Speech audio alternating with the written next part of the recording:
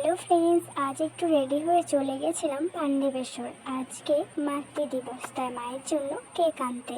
এখানে cake order দিয়ে আমরা চলে গেছিলাম বাড়ির জন্য কিছু খাবার অর্ডার করতে রেস্টুরেন্ট পেটুক বন্ধ থাকায় আমরা এখানে একটা পাণ্ডবেশ্বরে খুব সুন্দর খাবার বানায় দীপ রেস্টুরেন্ট বলে একটা রেস্টুরেন্ট আছে, ওইখানেই তারপর চলে গেছিলাম।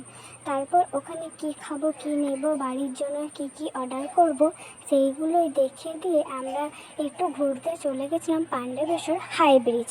ওখানে এই টাইমে একটু বসে থাকতে গল্প করতে বড্ড ভালো লাগে, জায়গাটা যেন খুবই শান্ত আর এত সুন্দর লাগে না, ওপর থেকে পাণ্ডবেশ্বর বাজারটা বড্ড সুন্দর লাগে।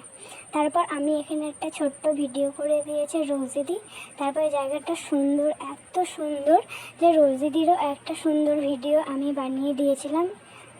তারপর দেখো কত সুন্দর লাগছিল জায়গাটা দেখতে। তারপর আমি আর রোজিদি এখানেই বসে একটু গল্প করছিলাম, অনেকটাই মজা করেছিলাম দুজন মিলে। আর দুজন মিলে যেখানে যাই সেখানে অনেক আনন্দ হয়। তারপর গল্প করে চলে এসেছিলাম নিচে। আর সন্ধ্যাবেলায় পাণ্ডবেশ্বর বাজারটা কত সুন্দর লাগছিল দেখো।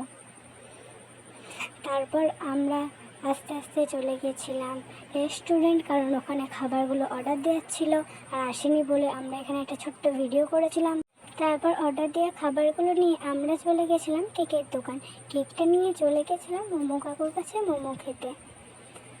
আর পাণ্ডবেশ্বর এসে মোমো খাবো না, এটা কি কখনো হয়, তাই না?